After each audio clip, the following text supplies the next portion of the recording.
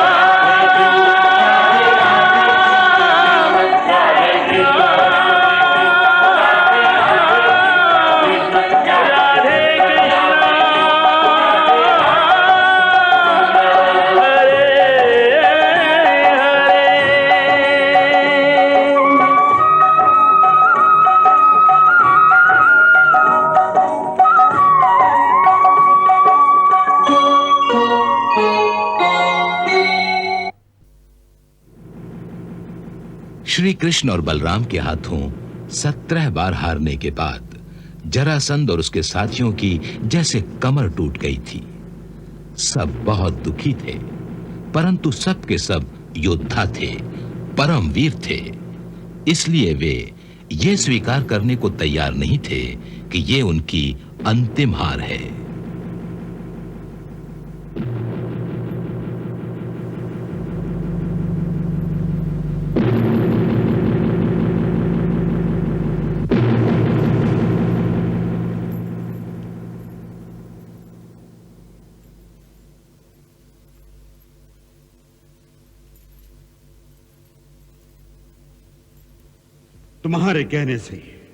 तुम्हारे कहने से हमने मथुरा पर एक बार नहीं 17 बार पूरी शक्ति के साथ आक्रमण किया है।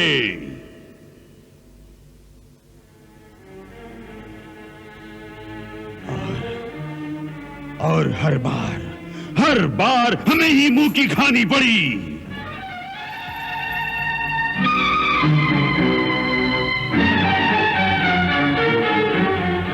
सबसे बड़ा दुख तो इस बात का है, हम जीत तो न सके, परंतु युद्ध भूमि में वीरों की भांति मर भी न सके।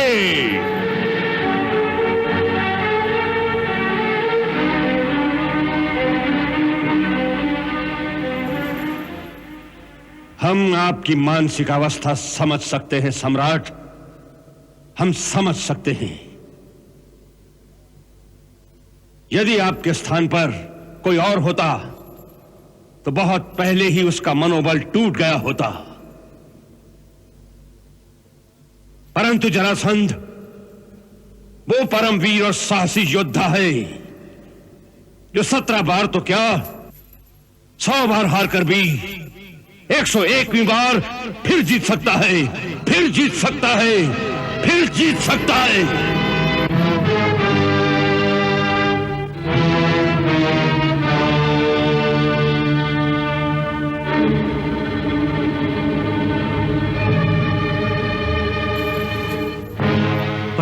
दिया, क्या युद्ध करना आवश्यक है?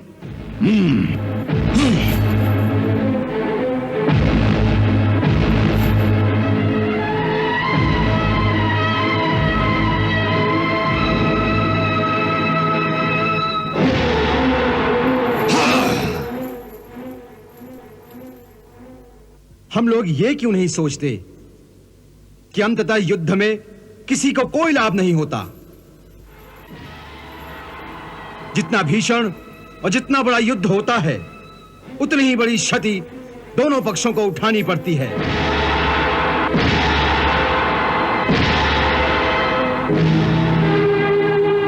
दूसरी बात यह विचार करने योग्य है कि हमारे पास मथुरा के मुकाबले कई गुना अधिक सैन्य शक्ति है, फिर भी हर बार हम क्यों हारते हैं?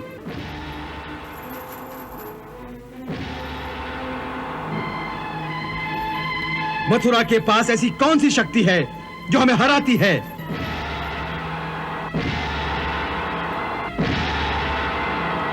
यह बात भी हम सब जानते हैं, परंतु उसे मानता कोई नहीं।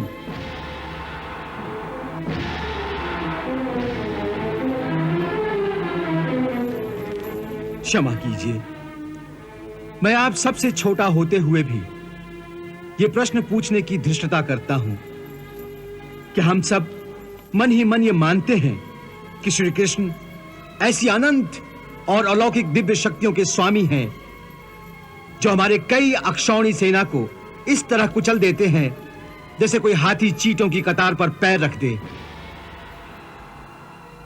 फिर हम उनसे युद्ध की बजाय संधि क्यों नहीं कर लेते? संधि? कृष्ण से संधि? हमारे दुश्मन से संधि? यह बात तुमने सोची कैसे राजकुमार रुक्म? यह बात तुमने सोची कैसे? राजकुमार शिशुपाल, कृष्ण आपका शत्रु नहीं, बल्कि आपके सगे मामा वसुदेव जी का पुत्र है। हाँ। और मैं समझता हूं कि इस नाते का लाभ उठाकर यह काम आप ही को करना चाहिए कि दोनों पक्षों में संधि करा के इस वृथा और रक्तपात को रोक दें। राजकुमार रुक्म, लगता है कि तुम्हारा छोटा भाई राजकुमार रुक्म वीरों की सभा में कभी नहीं बैठा पहले कभी भी। अन्यथा विदर्भ सम्राट महाराज भीष्म का पुत्र होकर ऐसी कायरता वाली बात कभी नहीं करता ऐसी कायरता वाली बात।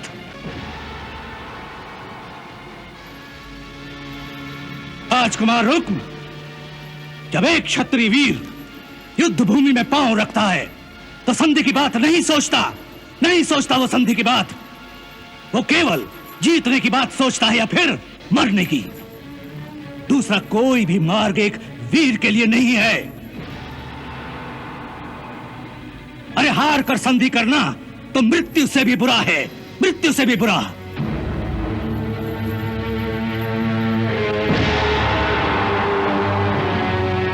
लड़ते हुए मरने में भी शान है मित्र, शान। परंतु संधि के लिए गिड़गिड़ाने में अपमान है, केवल अपमान और कुछ नहीं। इसलिए फिर कभी ऐसी कायरता वाली बात वीरों की सभा में मत करना, अन्यथा तुम्हारे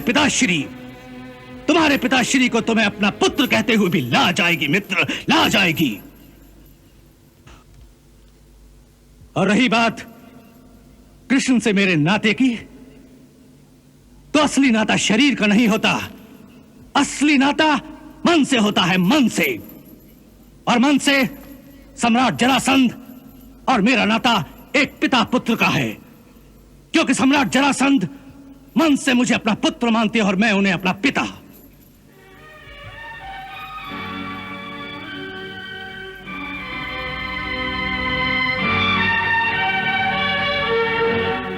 इसलिए कृष्ण मेरा परम शत्रु है।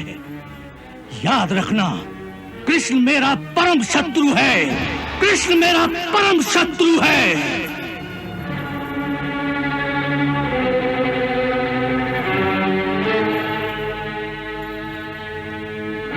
इस समय काल हमारे विपरीत है,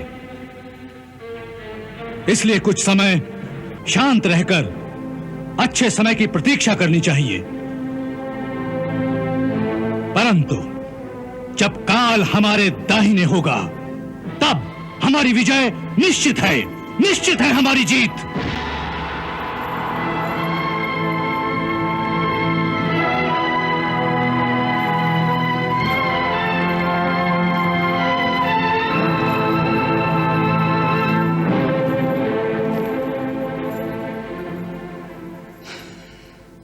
ताऊ भैया, लगता है कि अब हमें मथुरा नगरी को छोड़कर कहीं और जाना पड़ेगा। ये आप क्या कह रहे हैं प्रभु? आप मथुरा नगरी को छोड़ जाएंगे? हाँ क्रूर जी। परंतु क्यों? इसलिए कि जब तक हम मथुरा में रहेंगे, मथुरा संकट में रहेगी। प्रभु, मैं कुछ समझा नहीं। देखिए, जरासंध को केवल हमसे बैर है, मथुरा से नहीं। इसलिए जब तक हम यहां रहेंगे, वो किसी ना किसी बहाने से आक्रमण करता रहेगा। परंतु प्रभु, अब उसमें आक्रमण करने की शक्ति ही कहां रही है? कुछ दिन पहले हमारे गुप्तचर जो मगध से लौटे हैं, उनका कहना है कि इतनी बार आपसे हारने के बाद अब उसमें ना तो युद्ध करने की शक्ति है, ना ही साहस। उसके सब साथी ठंडे पड़ गए हैं प्रभु, ठंडे पड़ गए हैं। प्रभु, मैंने सुना है कि एक बड़ी सभा में उन्होंने यह निर्णय किया है कि अभी समय अनुकूल नहीं है, इसलिए सब साथी अपने अपने राज्य को लौट जाएं और अच्छा समय आने की प्रतीक्षा करें।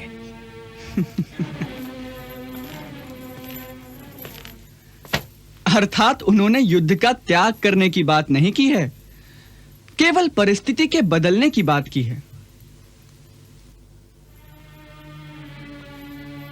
इससे एक बात तो स्पष्ट हो जाती है कि मथुरा का संकट केवल टल गया है, अभी समाप्त नहीं हुआ। मैं तुमसे सहमत नहीं हूं कन्हैया। मैं तो समझता हूं कि अब जरासंध के सारे साथी तितर बितर हो रहे हैं, जिससे उनकी शक्ति जो संगठित थी वो बिखर गई है। इसके बाद वो फिर कभी इस ओर आंख उठाकर देखने की हिम्मत नहीं करेगा। हाँ, फिर आप जरासंध को नहीं जानते दाऊ भैया। वो एक ऐसा अद्भुत प्राणी है कि यदि आप तलवार से उसके दो हिस्से कर दो और उन्हें मुर्दा समझकर उन हिस्सों को फेंक दो, तो वो दोनों हिस्से फिर से आपस में जुड़ जाएंगे और जरासंध फिर से जीवित होकर खड़ा हो जाएगा।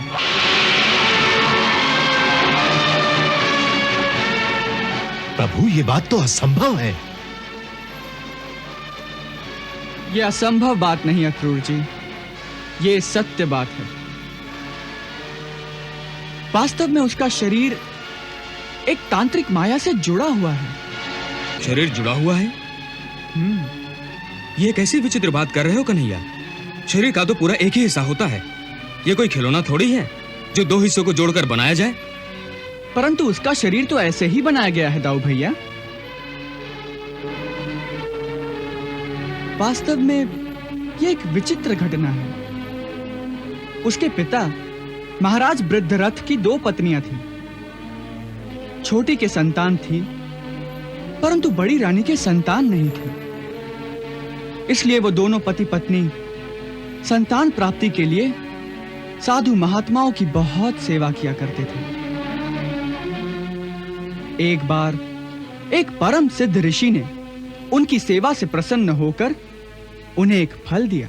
ओम क्लीं ऐं ह्रीं श्रीं नमो भगवती संतान कामेश्वरी गर्भ विरोधम निराशय निराशय सम्यक शीघ्रं संतानम उत्पादय उत्पादय स्वाहा।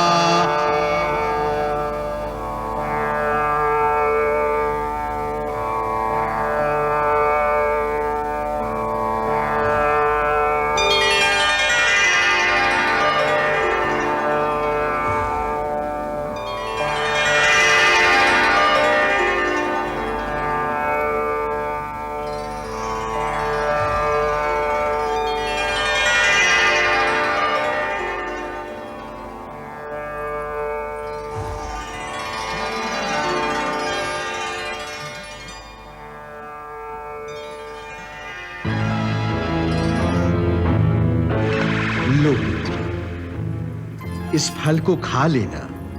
प्रभु की कृपा से तुम्हें एक बड़े पराक्रमी पुत्र की प्राप्ति होगी।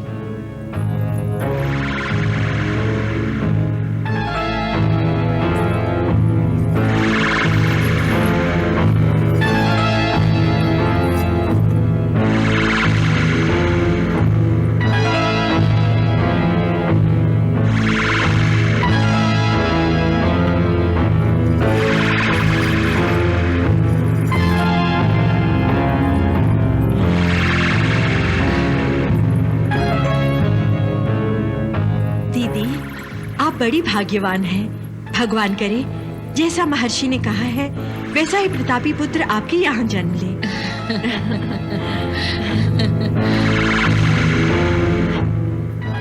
मेरे मन में एक बड़ा सुंदर सा विचार आ रहा है। वो क्या? क्यों ना इस फल को हम दोनों ही बांट कर खा लें, तो दोनों के यहाँ एक एक प्रतापी पुत्र का जन्म होगा। नहीं दीदी, ऐसा कैसे होगा? महर्षि ने तो आपको ही पुत्र प्राप्ति का आशीर्वाद दिया है। परंतु उनके आशीर्वाद की शक्ति तो इस फल में ही है ना।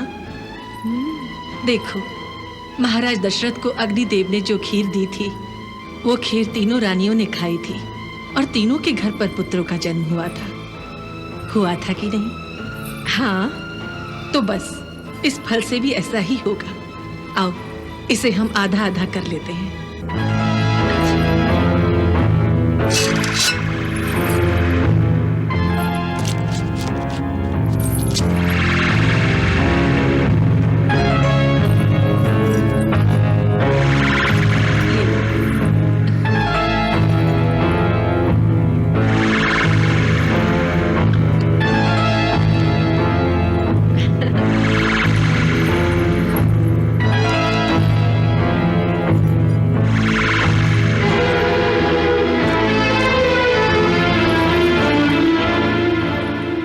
अभिमंत्रित फल के प्रभाव से दोनों रानियां गर्भवती हो गई। परंतु 10वें महीने में एक बड़ी विचित्र घटना घटी। जब रानियों के गर्भ से बालक उत्पन्न हुए तो उन दोनों के शरीर आधे आधे थे। ऐसा लगता था जैसे किसी ने तलवार से एक बालक को 2 हिस्सों में काट दिया हो। जब ये दोनों आधे आधे शरीर राजा के सामने लाए गए तो वो राजा बहुत दुखी हुआ।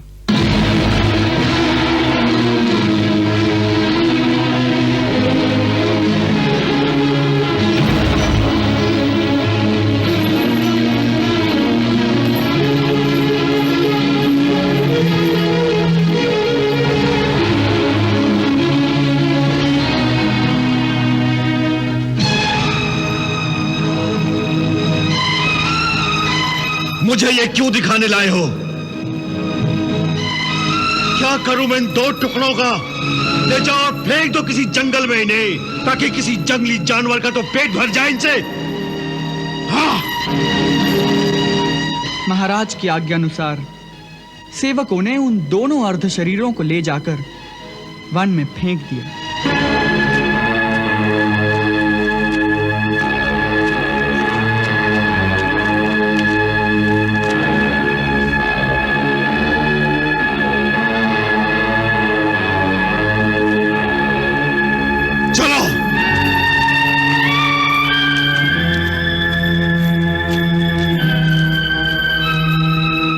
समय उस वन से जरा नाम की एक राक्षसी जा रही थी।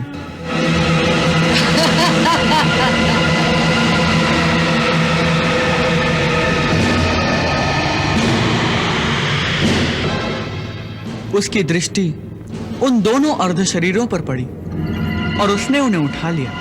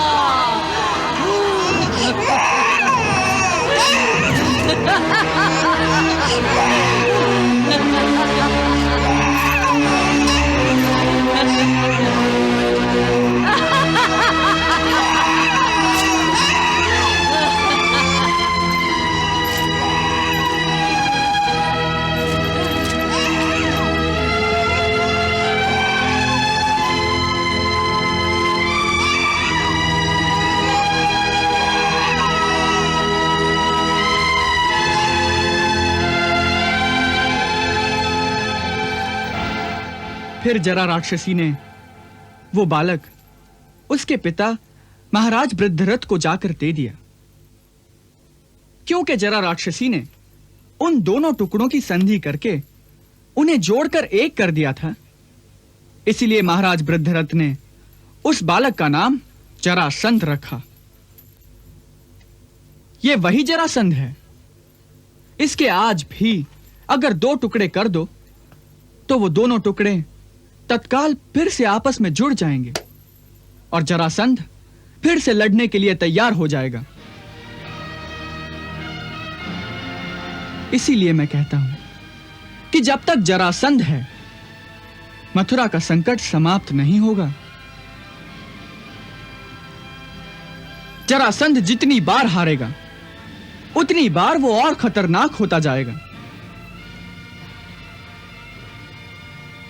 बल्कि अब जो मैं देख रहा हूं वो तो बिल्कुल एक नई चाल है। चाल? प्रभु कैसी नई चाल? अब वो किसी मलेच्छ शक्ति की सहायता से आक्रमण की तैयारी करेगा। मलेच्छ शक्ति? कौन है वो? काल यवन। काल यवन? काल यवन कौन? यवन देश का राजा काल यवन। जन्म से ब्राह्मण, कर्म से मलेच्छ।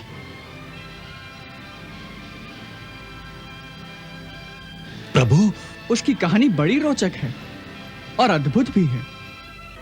फिर कभी सुनाऊंगा।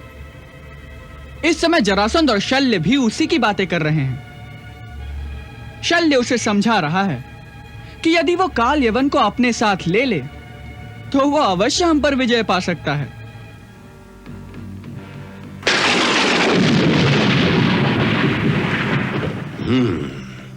सम्राट, मुझे विश्वास है, मुझे पूर्ण विश्वास है कि यदि काल यवन हमारी सहायता करने को तैयार हो जाए तो फिर मथुरा को जीतना कोई मुश्किल काम नहीं। महाराज शल्य, आप मुझे झूठी तसल्लियां न दीजिए।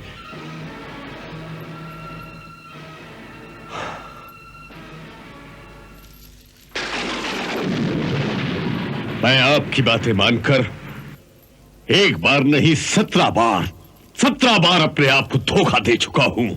आज तक 17 बार पराजित होकर भी अभी तक जीवित हूं। इस बात को सोचता हूं तो कई बार मुझे अपने आप पर लज्जा आती है, लज्जा।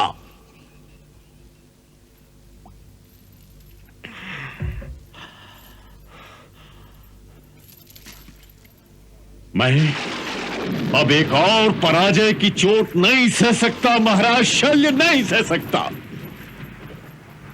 कृपा करके मुझे कोई ऐसा परामर्श मत दीजिए जिसका परिणाम एक और पराजय हो।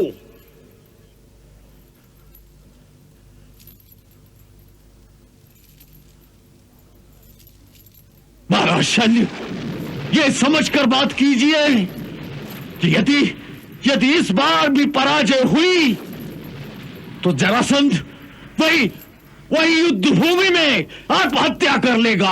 आत्महत्या। उस कार्य में आप अकेले नहीं होंगे सम्राट, आप अकेले नहीं होंगे। यदि ऐसा अवसर आया तो मैं अपनी माता के दूध की सौगंध खाकर आपको ये वचन देता हूं कि आपका ये मित्र शल्य वहीं आपके चरणों में आपके साथ ही मरा हुआ पाया जाएगा। महाराज शल्य। हाँ सम्राट, हाँ, आप मेरा विश्वास कीजिए कि हर पराजय की जितनी गहरी चोट आपके दिल को लगती रही उससे कहीं अधिक गहरी चोट मेरे दिल पर भी लगती रही। वैसे ही गहरे घाव मेरे दिल में भी सुलग रहे हैं, जैसे आपके दिल में सुलग रहे हैं।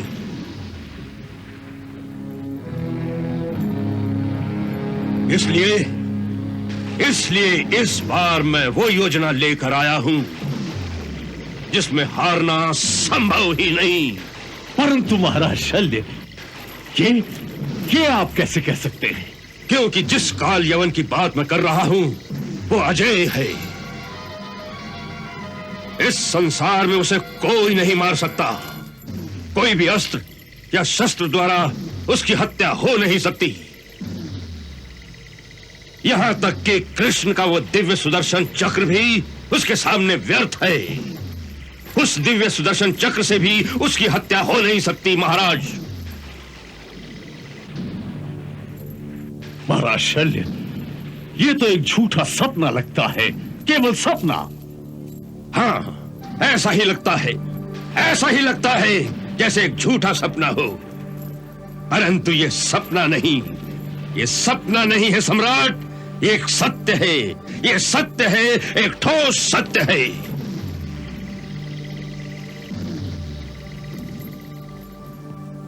इसकी भी कहानी बड़ी विचित्र है सम्राट, बड़ी विचित्र कहानी है। ये काल यवन वास्तव में मलेच्छ नहीं, परंतु एक ऋषि की संतान है, जिसे उस ऋषि ने मलेच्छ देश के यवन राजा को दत्तक पुत्र के तौर पर दे दिया था। इसलिए ये वास्तव में ऋषि पुत्र होते हुए भी यवन कहलाता है।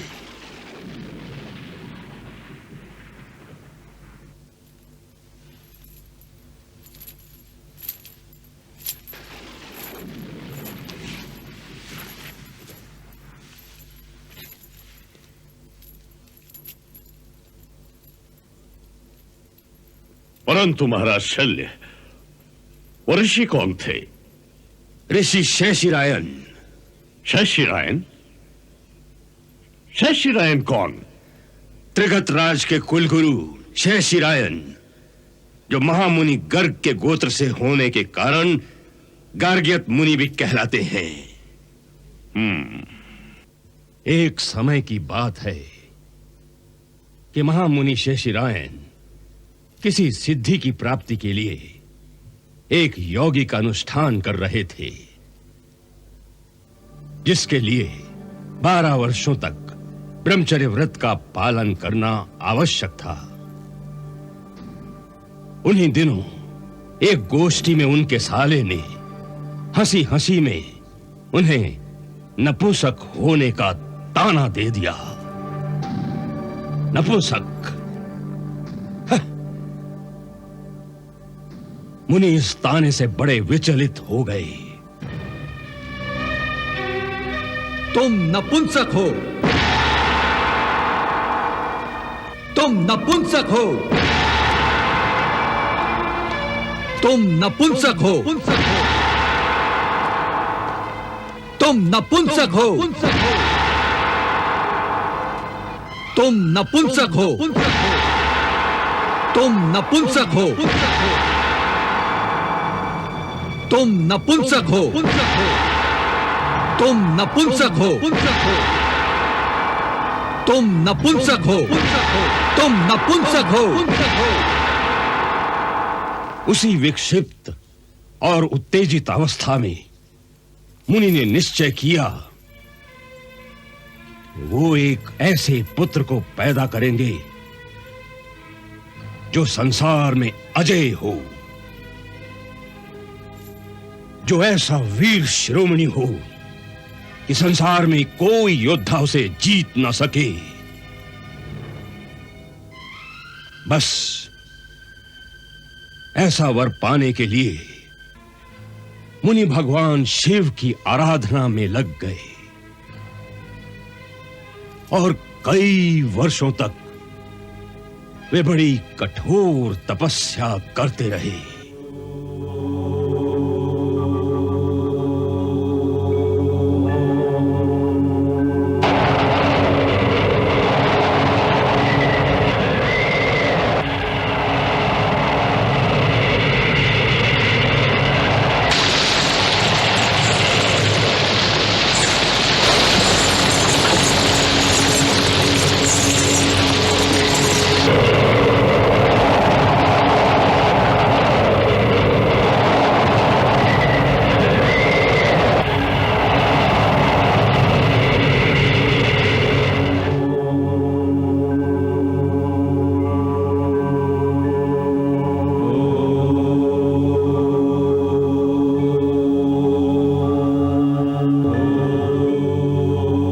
अंततः उनकी घोर तपस्या से प्रसन्न होकर भगवान शिव स्वयं ही उनके सामने प्रकट हो गए।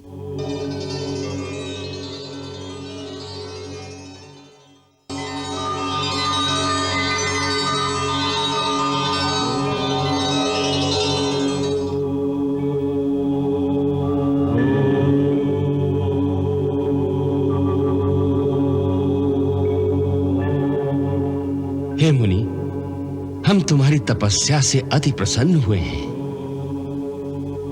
मांगो, जो मन में आए वरदान मांग लो, हम प्रदान करेंगे।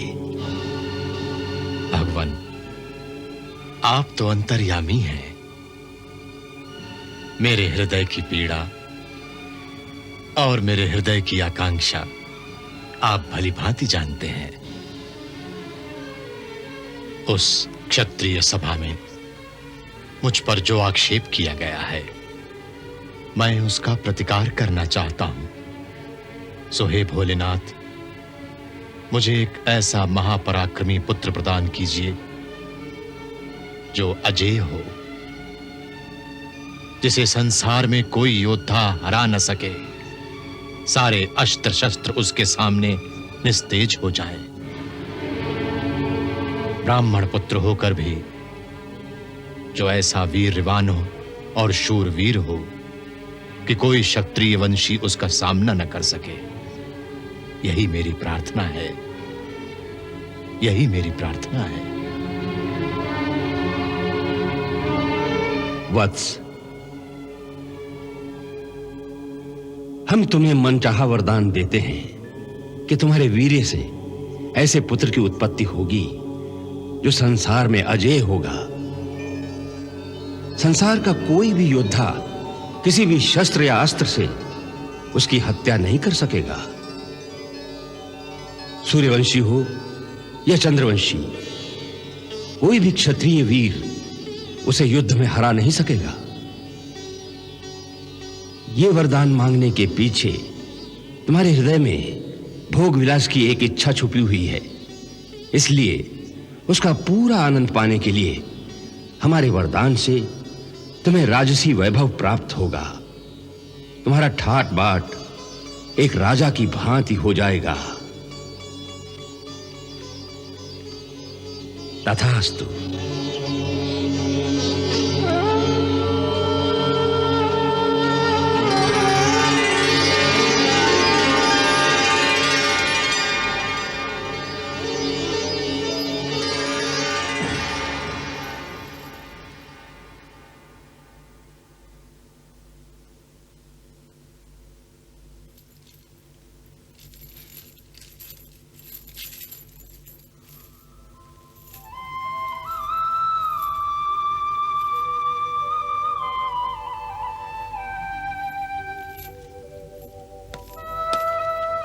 चलता चलता वो एक बड़े झरने के पास पहुंचा।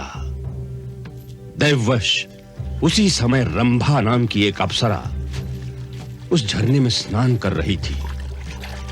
उसे देखकर राजा उस पर मोहित हो गया और उसे देखता ही रहा।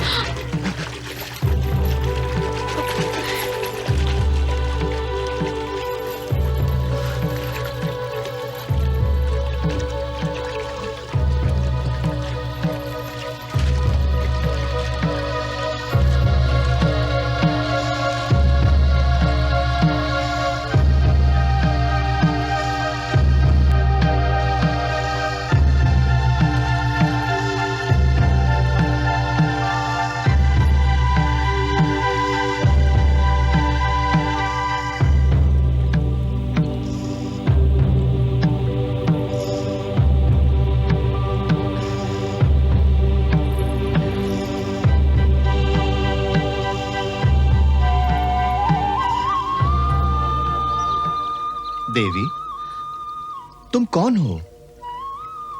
ऐसी सुंदर स्त्री मैंने आज तक इस धरती पर नहीं देखी। मैं इस धरती की नहीं हूं। मेरा नाम रंभा है। मैं एक अप्सरा हूं।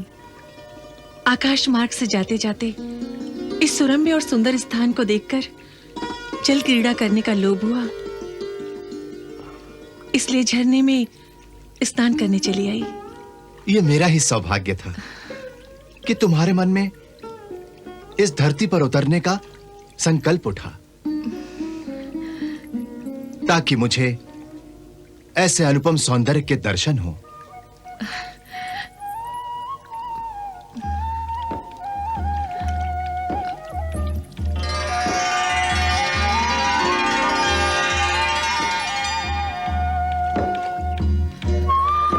हे महामानव, आप कौन हैं? अवश्य ही कोई विशिष्ट व्यक्ति है, क्योंकि पृथ्वी के पुरुषों में मैंने ऐसी कांति, ऐसा तेज और ऐसा सौंदर्य किसी में नहीं देखा। हो सकता है, क्योंकि ये सब कुछ कांति, तेज, सौंदर्य, यहां तक कि ये शरीर मेरा वास्तविक शरीर नहीं है। ये मुझे भगवान शिव के वरदान से मिला है। भगवान शिव के वरदान से? अवश्य ऐसा ही होगा, तभी तो आपके मुख से दृष्टि हटाने को जी नहीं चाहता। ऐसा लगता है कि भगवान शिव ने ये वरदान आपको नहीं, मुझे दिया है, जो आपको यहां भेज दिया है, ताकि मैं आपकी सेवा करने का पुण्य प्राप्त कर सकूं।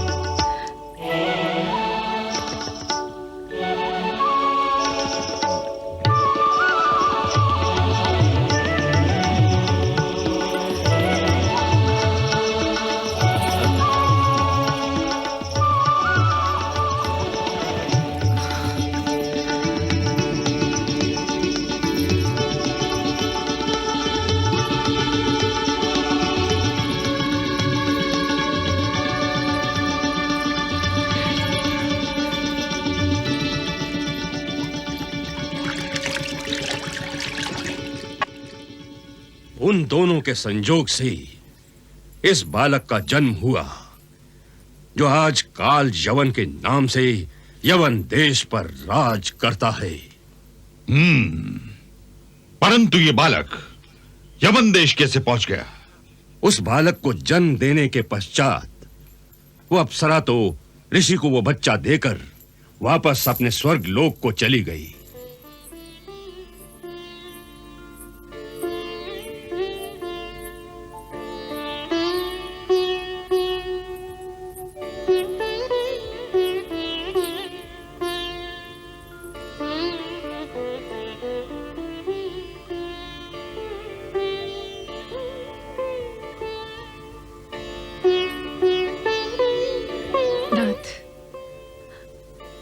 अब मुझे आज्ञा दो। कहां जा रही हो? अब मुझे अपने लोक में वापस जाना होगा। क्यों? हम इस धरती के प्राणी नहीं हैं। हम यहां सदा नहीं रह सकते। यही हमारी विवशता है।